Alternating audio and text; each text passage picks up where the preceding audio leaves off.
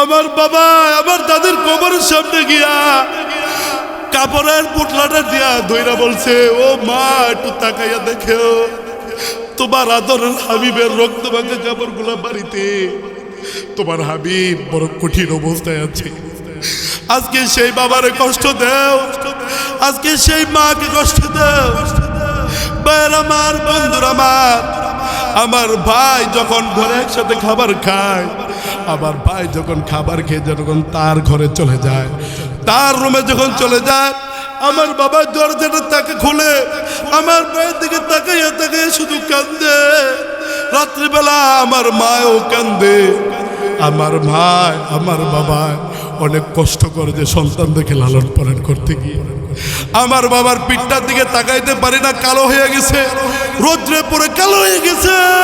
ও যুবকরা, ও মুরব্বী বাবারা, কার মা কবর আছে, কার বাবার কষ্ট দিয়া দুনিয়া থেকে বিদায় করে দিয়েছো, কার বাবাকে কষ্ট দিয়া দুনিয়া থেকে বিদায় করে দিয়েছো।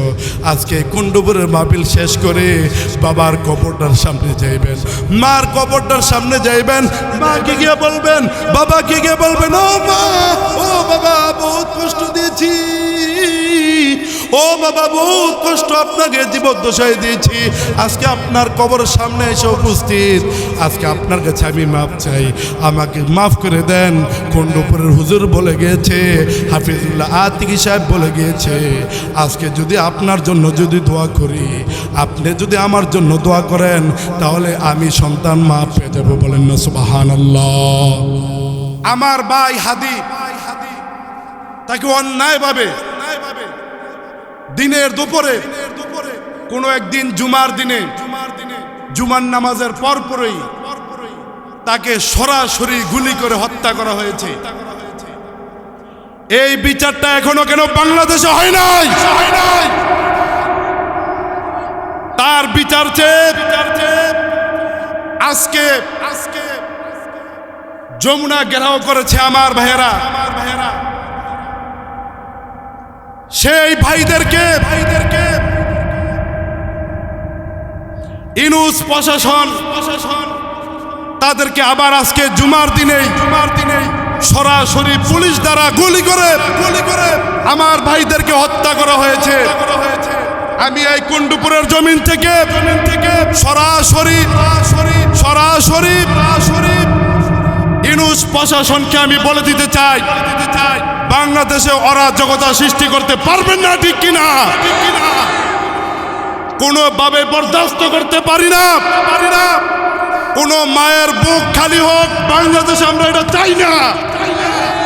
আমরা সরাসরি মাহফিল থেকে বলছি, বিগত দিনে যেই সরকারকে বাংলাদেশ থেকে বিতাড়িত করা হয়েছে, অনেক মানুষের মার বুক খালি করার কারণে, কিন্তু এই সরকার এসব জনগণের সরকার, যারা সকল দল মিলে যেই সরকারকে বসানো হয়েছে, সেই দলের সরকার, সেই মানুষের সরকার কেন বাংলাদেশের ইনকিলাব মঞ্চের আমার ভাইদের উপরে গুলি করে, এইটা কার কাছে প্রশ্ন করব? এটা আমি প্রশাসনকে বলতে চাই। আমি স্পষ্ট ভাষায় এখান থেকে বলে দিতে চাই, যদি বাংলাদেশে কোন নির্বাচনের কারণে যেই কোন দলের কোন মায়ের বুক খালি করা যাবে না, কোন মানুষের উপরে গুলি চালানো যাবে না, কোন মানুষকে অন্যায়ভাবে আঘাত করা যাবে না। ভাইয়েরা আমার, আজকে যেই ভাইটাকে গুলি করা হয়েছে, সেই ভাই আব্দুল্লাহ আল জাবের, তার কি দোষ ছিল? সে কি করেছে? তার কি এমন অপরাধ? আমরা এই স্বাধীন রাষ্ট্রে স্বাধীনভাবে যদি কোনো মানুষের বিচার যদি না চাইতে পারি, তাহলে বাংলাদেশ আমরা পাকিস্তান হাতে উঠে দিতে চাই। যদি আমাদেরকে আর অন্যায়ভাবে গুলি করা হয়, আমাদের ইনকিলাব মঞ্চের কোন ভাইদের উপরে যদি আর অন্যায়ভাবে গুলি করা হয়, আমরা পুরা বাংলাদেশের সমস্ত দল, বিএনপি বুঝি না, জামাত বুঝি না, এনসিপি বুঝি না, ইসলামী আন্দোলন, ইসলামী খেলাফত মজলিস, কোন দল বুঝি না, সকল দল মিলে আমরা যুদ্ধের ঘোষণা দেব। বিসমিল্লাহির রহমানির রহিম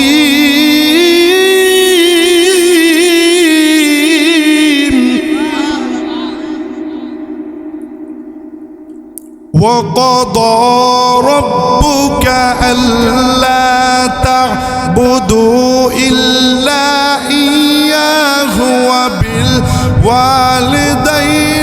إحسانا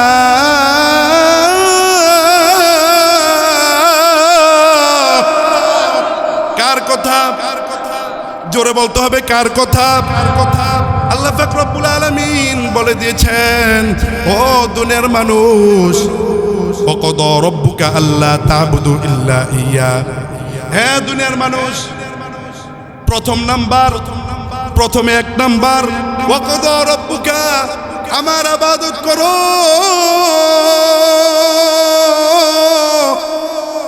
আমি ইবাদত করার পরে আমার হুকুম হাকাম মানার পরে আমাকে সন্তুষ্টি করার পরে তোমার দ্বিতীয় নম্বরে যার খেদমত করতে হবে এটা হলো তোমার মা বলেন না সুবহানাল্লাহ। ভাইরা আমার বন্ধুরা আমার আল্লাহ পাক রব্বুল আলামিন বলে দিয়েছেন এ দুনিয়ার মানুষ তোমরা প্রথমে তোমাদের আল্লাহর ইবাদত বন্দেগী করবা। আল্লাহর ইবাদত বন্দেগী শেষ হয়ে গেলে তোমরা তোমার মার খেদমত করো, তোমার বাবার খেদমত করো। একজন সাহাবী হযরতে আনাস রাদিয়াল্লাহু তাআলা আনহু আল্লাহ রাসূল সাল্লাল্লাহু আলাইহি সাল্লামের কাছে গিয়ে বললেন, ইয়া রাসূলুল্লাহ, ইয়া হাবিবাল্লাহ, ও মায়ার নবী গো, ও দয়ার নবী গো, আপনার কাছে আমার জানার খুব ইচ্ছা, আপনার কাছে আমার জানতে খুব ইচ্ছা করে। আপনার কাছে আমার প্রশ্ন হলো, আমি আমার থেকে যদি কোনো মানুষ, কোনো ব্যক্তি যদি আমার থেকে যদি কোনো মানুষ, কোনো ব্যক্তি যদি আমার থেকে যদি ভালো ব্যবহার পেতে চায় তাহলে এক নাম্বার কে পাবে? বলেন না সুবহানাল্লাহ। আল্লাহ রাসূল সাল্লাল্লাহু আলাইহি সাল্লাম বলছেন, হে আনাস, শুনে রাখো, তোমার কাছে সর্বপ্রথম তোমার কাছে যিনি ভালো ব্যবহার পাওয়ার উপযুক্ত তিনি হলো তোমার মা। বলবেন না সুবহানাল্লাহ।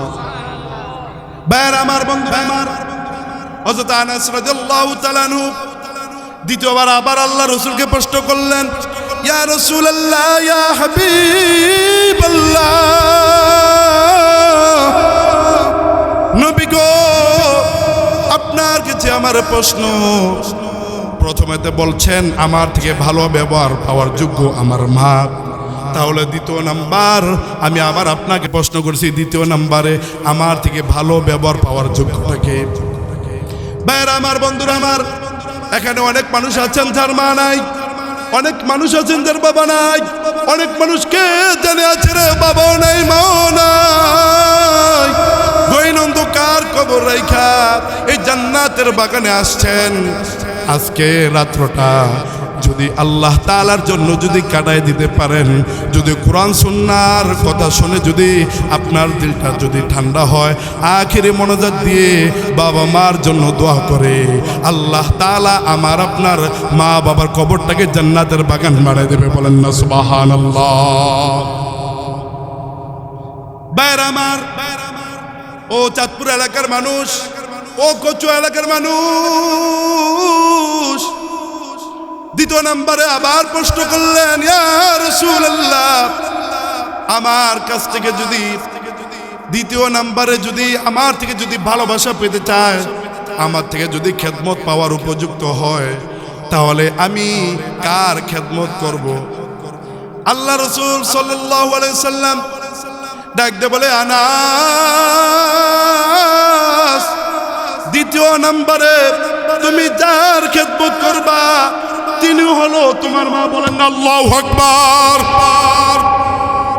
ভাইরা আমার, বন্ধুরা আমার, হযরত আনাস রাদিয়াল্লাহু তাআলা আনহু তার আরো কৌতূহল বেড়ে গেল, আবার প্রশ্ন করলো, হে রাহমাতুল লিল আলামিন, হে সাইয়্যিদুল মুরসালিন, খাতামুন নবিয়্যিন, ও দয়ের নবী মায়ের নবী, আপনার কাছে আমার প্রশ্ন, দ্বিতীয় নম্বরে তো আমার মাকে পেয়ে গেলাম, তাহলে তৃতীয় নম্বরে আমি কার খেদমত করব? তৃতীয় নম্বরে আমি কাকে ভালোবাসবো? আমার থেকে ভালো ব্যবহার কে পাওয়ার উপযুক্ত? ভাইয়ের আমার, বন্ধুরা আমার, অত্যন্ত খেয়াল দিয়ে কথাগুলো শুনবেন।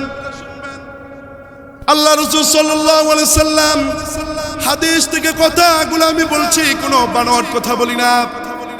আল্লাহ রাসূল সাল্লাল্লাহু আলাইহি সাল্লাম বলছেন, ও আমার সাহাবী আনাস, তোমার থেকে তুমি তৃতীয় নাম্বারও প্রশ্ন করছো, তোমার থেকে কে খেদমত পাওয়ার উপযুক্ত? তোমার থেকে কে খেদমত পাবে? তোমার থেকে কে ভালোবাসা পাবে রে যুবক? তোমার থেকে কে ভালোবাসা পাবে? আল্লাহ রাসূল সাল্লাল্লাহু আলাইহি সাল্লাম ডাকতে বলে, হে আনাস, তুমি মন ঘাবড়ায়ো না, তোমার জানি ভিতরে অনেক কিছু জানার দরকার, তুমি শিখতে এসেছ, তুমি জেনে যাও, তুমি আজকে বুঝে যাও, তৃতীয় নম্বরেও তুমি তোমার মার খেদমত করবা। বলেন না সুবহানাল্লাহ? আরো জোরে বলতে হবে আল্লাহু আকবার। ভাইয়ের আমার, বন্ধুরা আমার, আমার রাসূল সাল্লাল্লাহু আলাইহি সাল্লাম যখন তিনবার মার কথাটা বলছেন, মা কত কষ্ট করে এটা কি জানেন? মা কত পরিশ্রম করে এটা কি জানেন? আজ থেকে কিছু বছর পূর্বে ওই রাজশাহী মেডিকেল বিশ্ববিদ্যালয়ে একটি কঠিন ঘটনা ঘটে গেছে। আল্লাহ তাআলা ও একটা বান্দি গর্ভ অবস্থায় হসপিটালে গেছে, যাওয়ার পরে সকল ডাক্তাররা একসাথে হলো। ভাইয়েরা আমার, বন্ধুরা আমার, মা আপনার জন্য আমার জন্য কি করে? মা আমার জন্য আপনার জন্য কত কষ্ট করে রে যুবক, কত কষ্ট করে। ও বৃদ্ধ বাবা, কার মা নাই জানি না রে, কার জানি বাবা নাই, ওই অন্ধকার কবরে রেখে আসছো। আজকে মা বাবারা ওই কবর থেকে তাকাই আছে, কুণ্ডপুরের জমিনে ওয়াজ মাহফিল হচ্ছে, সেখান থেকে একটু আমল আমাদের কবরে বকশিশ করে দে। ভাইয়েরা আমার, বন্ধুরা আমার, ওই রাজশাহী মেডিকেল কলেজ হাসপাতালে একটা মাকে নিয়ে যখন ভর্তি করানো হলো, ডাক্তাররা চেকআপ করে, সকল ডাক্তার একসাথে হলো। ডাক্তাররা ডাক দিল নার্সদেরকে, ও নার্সেরা কত শোনো, যাও এই মহিলার গার্জিয়ানদেরকে তোমরা ডেকে নিয়ে আসো। গার্জিয়ানদেরকে ডেকে নিয়ে আসলেন। গার্জিয়ানরা দাঁড়িয়ে গিয়ে যখন বললেন, এই পেশেন্টের গার্জিয়ানকে ওই স্ত্রীর স্বামী ডাক দিয়ে বলছে, ও আমার বোন, ও নার্স, আপনি যাকে খুঁজছেন আমি এলো, আমি ওই পেশেন্টের স্বামী, কি বলবেন বলেন? আপনার কাছে আমার একটা কথা আছে। কি কথা? আপনি আমাকে একটা এস্টিমেট দিতে হবে, আপনি আমার সাথে ওয়াদা করতে হবে, আপনি আমার সাথে প্রতিজ্ঞা করতে হবে, আপনি চিন্তা ভাবনা করে কথা বলতে হবে। তখন ওই বাবা ডাকতে বলে, ও নার্স আমার, ও বোন, আমি তোমার কাছ থেকে জানতে চাই, আমার কি ছেলে হয়েছে না মেয়ে হয়েছে? বলেন না সুবহানাল্লাহ। তখন ওই নার্স বলে, আপনার ছেলেও হয় না, মেয়েও হয় না এখনো, আপনার কাছে আমি একটা কথা জানাইতে আসছি যে পেশেন্টটা অবস্থা অত্যন্ত খারাপ। আজকে যদি আপনি বাচ্চা চান তাহলে মা মারা যাবে, আর যদি বাচ্চা বাঁচাইতে চান তাহলে মা মারা যাবে, আর মা যদি বাঁচাইতে চান তাহলে সন্তান মারা যাবে। এরকম ঘটনা অহরহ হচ্ছে কিনা আমাদের? হচ্ছে কিনা? এর জোরে বলতে হবে, হচ্ছে কিনা? মেডিকেলের ভিতরে সকল মানুষের চোখ বড় বড় হয়ে গেল। নার্সের কথা শুনে সকল মানুষ পেরেশানিতে পড়ে গেল, আয় হায় কি হচ্ছে? তখন ওই বাবা কিছু না বলে পেরেশানিতে যখন পড়ে গেলেন, বাবা কিচ্ছু বলে না, সোজা ধারে আছে। নার্সেরা ভাবতে লাগলেন বাবার থেকে কিছু বলা যাবে না, যা বলার আমরাই বলতে হবে, যা করার আমরাই করতে হবে। তখন সকল ডাক্তাররা চলে গেল। যখন ওটি রুমে যখন নিয়ে ঢুকালো, ডাক্তাররা নিজেরা কথা বলছে, আয় হায় কি হলো, এটা কি বিষয়, কি বড় ঘটনা।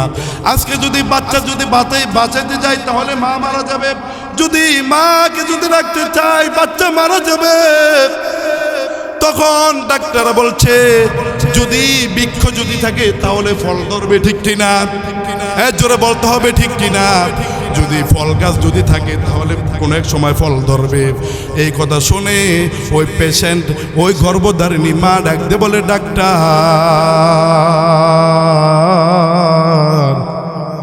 ও আমার ডাক্তার ভাইয়েরা রে, ও আমার ডাক্তার ভাইয়েরা, তোমার কাছে আমার একটা আরজি।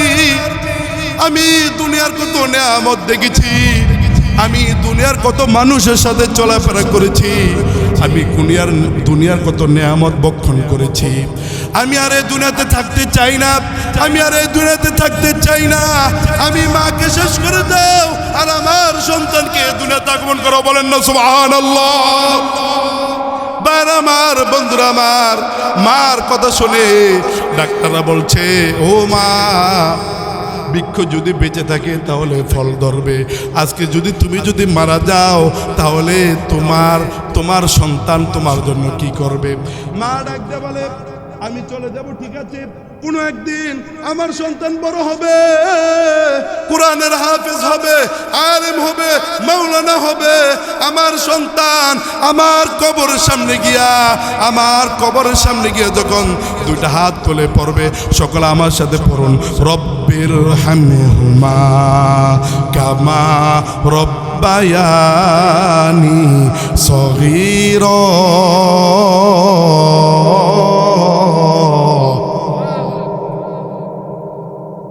বাইরে আমার, বন্ধুরা আমার, যখন মা এই কথাটা বলছেন, আমার সন্তান মানুষের মতন মানুষ হবে, আমার সন্তান মানুষের মতন মানুষ হবে, আমার সন্তান বড় হয়ে যখন আমার সন্তান আমার জন্য দোয়া করবে, আমার আল্লাহ তাআলা এমনও হতে পারে আমার কবরটাকে জান্নাতের বাগান বানিয়ে দেবে। বলেন না সুবহানাল্লাহ। আজকে কুন্ডুপুরের মাহফিলটা মসজিদের উপলক্ষে, পাশাপাশি কবরবাসীর রুহের মাগফিরাত কামনায় মাহফিলটা আমরা সকলে দোয়া করছি। এখানে উত্তরপাড়া, দক্ষিণপাড়া, পূর্বপাড়া, পশ্চিমপাড়া, সরালকান্দি, কুন্ডুপুর, উত্তর এবং দক্ষিণ, টেমাই, উত্তর শিবপুর অনেক কবরবাসী কবরে আছে না নাই? এই যুবক ভাইরা আছে না নাই? আমরা দোয়া করছি সকল মা বাবার কবর আযাব যেন কিয়ামত পর্যন্ত মাফ করতে সকলে আমিন। ভাইরা আমার, বন্ধুরা আমার, কি বলবো মায়ের কথা। মা কত বড় ধন সম্পদ, মা কত বড় আদরের জিনিস, এটা আমার থেকে বড় কেউ জানে না। আজ থেকে 6 বছর আগে 21 আগস্ট আমার বড় ভাই অ্যাক্সিডেন্ট হয়ে যখন হসপিটালে ভর্তি হয়ে গেল, সকল কত মানুষ রাস্তাঘাটে ভাইকে দেখতে আসে। পুরা সাচার এলাকাটা আমার ভাইকে দেখার জন্য রাস্তাটা ব্লকেট হয়ে গেছে। আমার ভাইকে অ্যাম্বুলেন্স দিয়ে যখন সাচার বাজারে নিয়ে আসছে, আমার ভাইকে দেখে আমার মা চোখের পানিগুলো রাখতে পারে না। আমার বাবা ডাকতে বলে, আমরা 2টা সন্তান, আমরা 2টা ভাই। আমার মা ডাকতে বলে, এটা আমার খুব আদর সন্তান, এই সন্তানটা খুব বড় আমার আদর সন্তান। আমার সন্তানটা অ্যাক্সিডেন্ট হয়ে গেছে। যখন সন্তানকে নিয়ে যখন ঢাকা হসপিটালে দৌড়াই, সকল মানুষ, কত ডাক্তার, হসপিটালের কত ডাক্তাররা বলেছে, ও হাফিজুল্লাহ আতিকি সাহেব, ও চাঁদপুরি সাহেব, আপনার ভাইকে আপনারা বাড়িতে নিয়ে যান, আপনার ভাই মনে হয় বাঁচবে না, বাড়িতে নিয়ে যান। মাকে যখন এই কথাটা বললাম, মা ডাকতে বলে, ও তোমার সন্তান রে, আমার ছেলে যদি মারা যায় তাহলে ঢাকাতেই হসপিটালে মারা যাবে, আমি বাড়িতে নেব না, কারণ এই সন্তানটা খুব কষ্টের একটা সন্তান। এই সন্তানটা আমার বড় সন্তান, এই সন্তানকে আমি গর্ব নিয়ে অনেক কাজ করেছি। বড় সন্তান, আমি এখনো কিছু বুঝি নাই, আমার নতুন বিবাহ হয়েছে, আমার বড় সন্তান আমার যখন পেটে আসছে, কত মানুষ কত কথা বলছে, কত সেফটিতে থাকতে বলছে, কিন্তু আমি ওইদিকে না তাকাইয়া সংসারের জন্য অনেক কষ্ট করেছি। যখন ভাইকে নিয়ে যখন হসপিটালে পঙ্গু হসপিটালে ভর্তি করানো হলো, ভাইকে নিয়ে গেলাম, সুস্থ ভাইকে নিয়ে গেলাম 2টা পা সহকারে। ভাইকে যখন পঙ্গু হসপিটালের ভিতরে ওটি রুমে যখন নিয়ে গেল, ভাইকে যখন একটা পা তার রাইখা দিয়া যখন হসপিটালের ভিতরে যখন ট্রান্সফার করলো, আমার মা দেখলাম একটা গলা কাটা মুরগির মতন ছটপট ছটপট করে করে কাঁদছে। বারবার কত মানুষের চোখে পানি। এই মা ডাকতে বলে, রে ও আমার সন্তান, ও আবার আল্লাহ,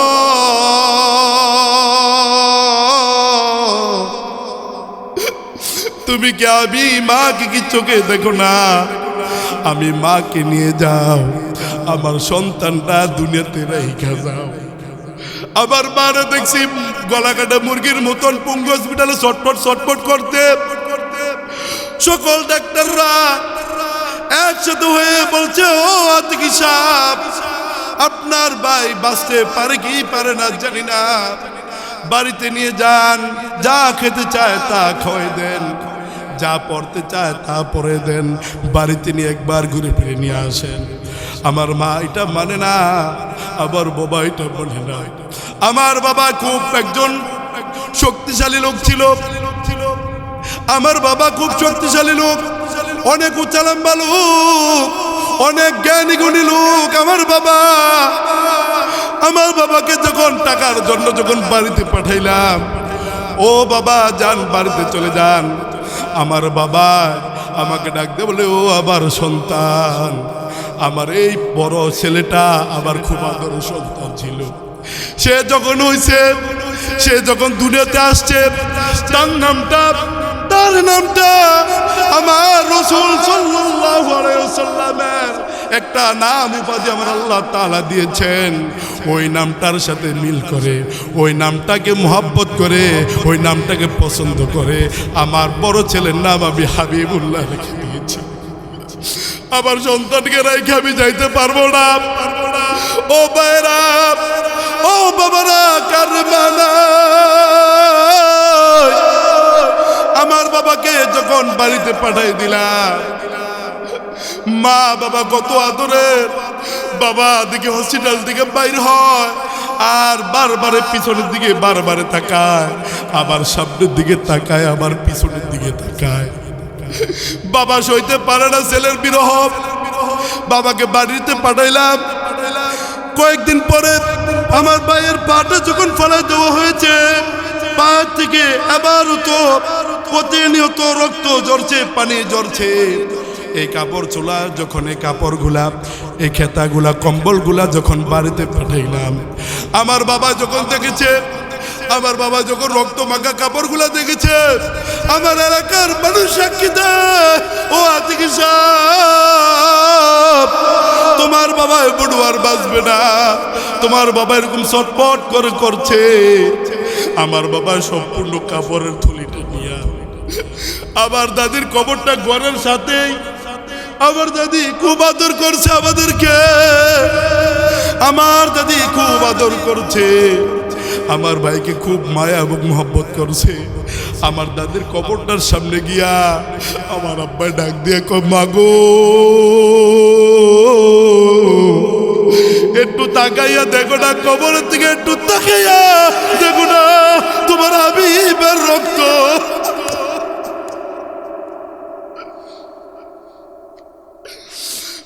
আমার বন্ধুরা, আমার বাবার জিজ্ঞারে পুরা এলাকার মানুষ একের হয়ে গিয়েছে। বাবাকে বলছি, বাবা আপনার থাকার কোনো প্রয়োজন নাই, আপনি ঢাকাতে চলে আসেন। আমার বাবাকে অনেকে চিনে এই জায়গার মানুষ। আমার বাবাকে যখন সুরমা সুপার বাসে যখন উঠায় দেওয়া হলো, আমার বাবা অনেক জ্ঞানী গুণী মানুষ। আমার বাবা যখন খাবার টাবার নিয়ে যখন প্রথম শহরের দিকে যাচ্ছে, আমার বাবা বাড়ির থেকে খালি পেয়ে চলে গেছে, বলতেও পারে নাই। ছেলে সন্তানদের কষ্টের বিরহ বাবা সইতে পারে না। যখন সাইনবোর্ড গিয়ে যখন নামছে, ও রৌদ্রে এত পরিমাণ গরম, রাস্তাগুলো আগুনের মতন গরম হয়ে গিয়েছে। বাবা বাড়ির থেকে জুতা ছাড়া যখন ঢাকাতে চলে গেছে, সাইনবোর্ড নেমে আমার বাবার পরনে, আমার বাবার পায়ের ভিতরে জুতা ছিল না। বাবা যখন ফিসডুনা রাস্তার যখন পাড়াটা দিছে, আমার বাবা আবার গাড়ির ভিতরে উঠে গেছে, তাকে দেখে পায়ে জুতা নাই। আমার বাবা বলে, ও আমার সন্তান,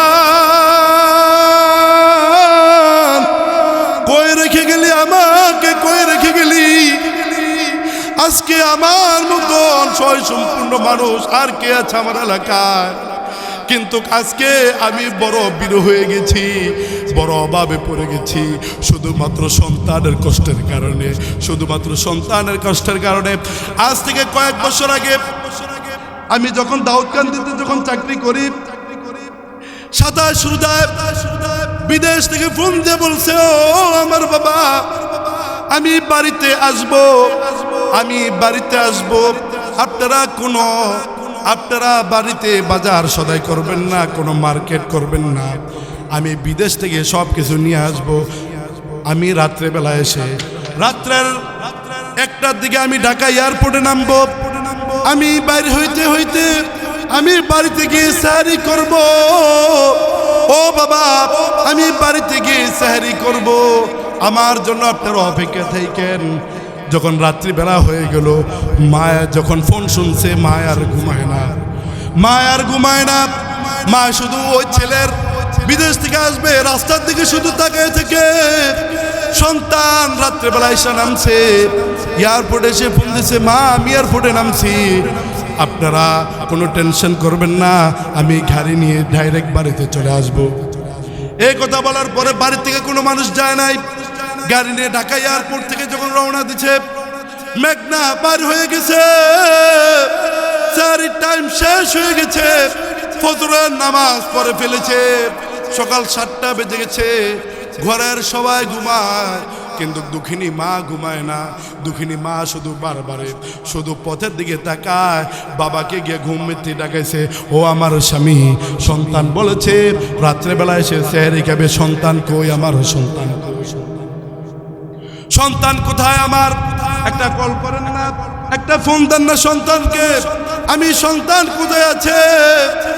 বারবার যখন বলছে, বাবা বলে, ও আমার প্রাণের স্ত্রী, তুমি কষ্ট পেও না, তুমি অনার্থক টেনশন করো না, তোমার সন্তান ঢাকার থেকে আসছে, মনে হয় জ্যাম পড়ে গেছে, এই জন্য দেরি হচ্ছে।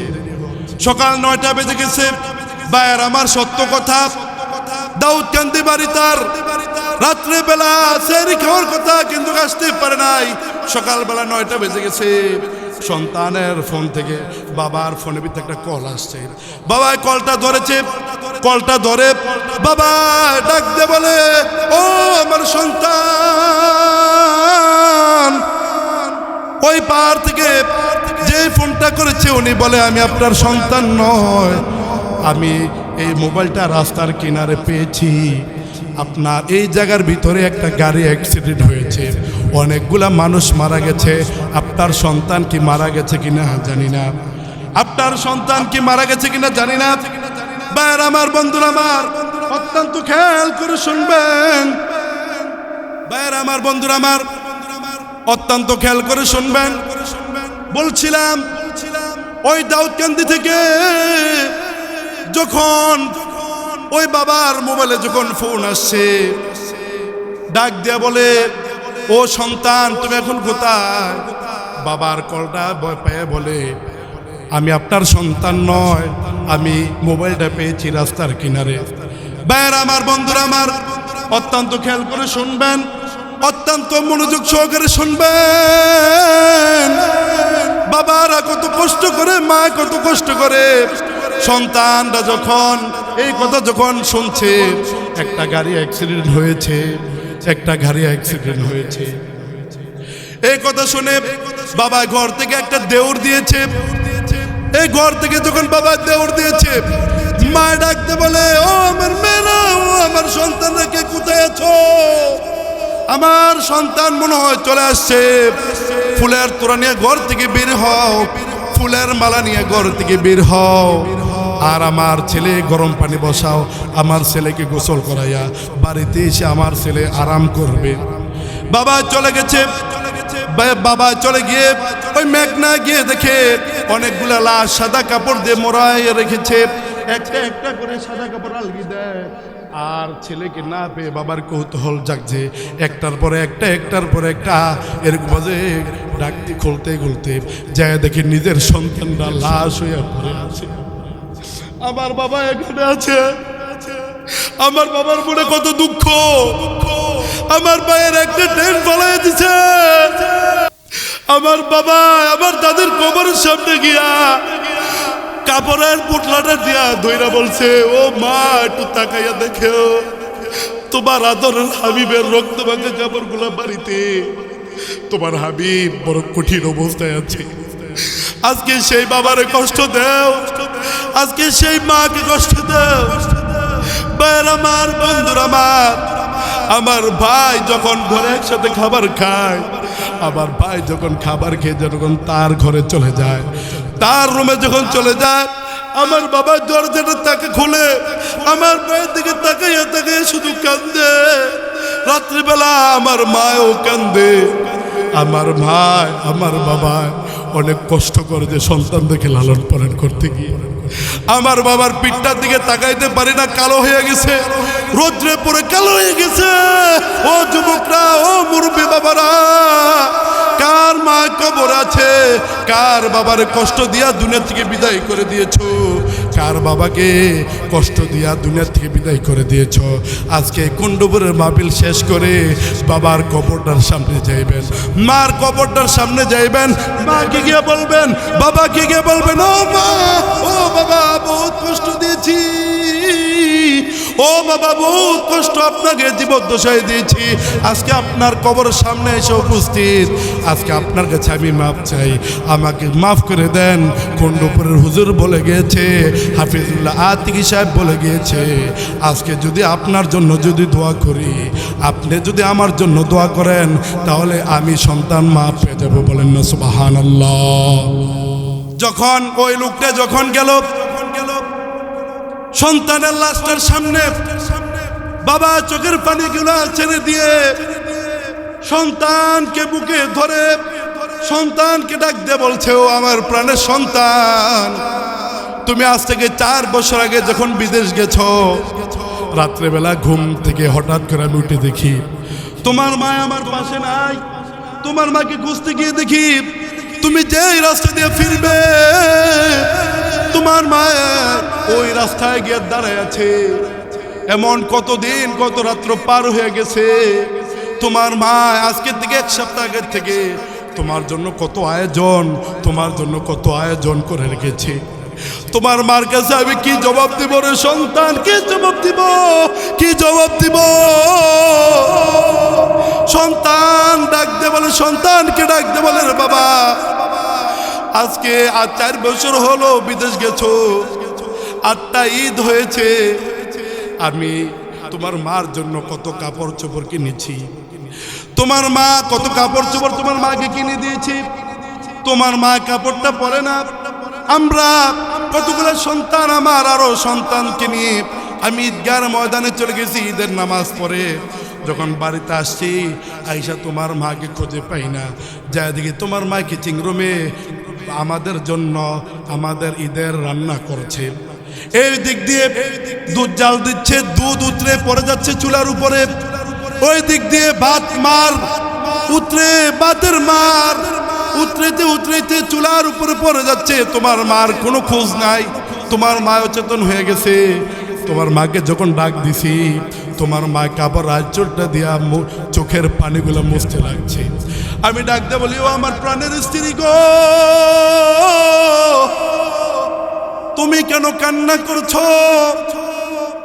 স্ত্রী আমার ডাক দিয়ে বলে, স্বামী আমার, আপনি আমার বড় সন্তান, ছোট সন্তান, মাঝারো সন্তান গিয়ে যখন ঈদগায় গেছেন, আমি তাকে দেখি আমার একটা খুলঝার মালিক আপনাদের সাথে নাই। আমি কেমনে সহ্য করি এই বিষয়টা?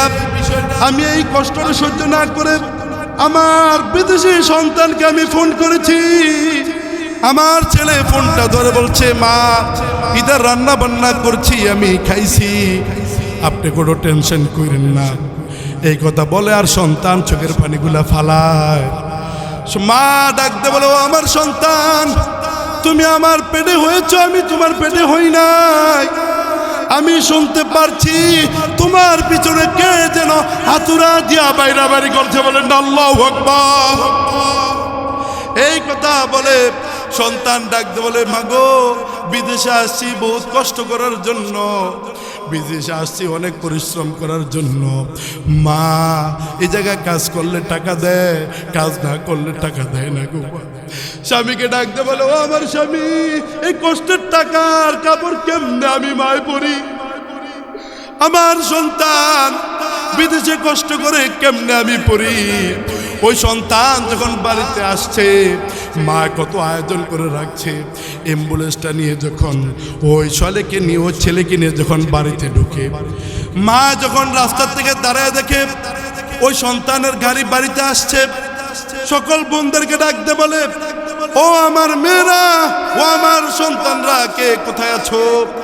আমার সন্তান মনে হয় চলে আসছে, সকল কিছু তোমরা সামনে নিয়ে আসো, তার জন্য সুন্দর বিছানা বিছাও, তার জন্য সুন্দর কাপড়ের ব্যবস্থা করো।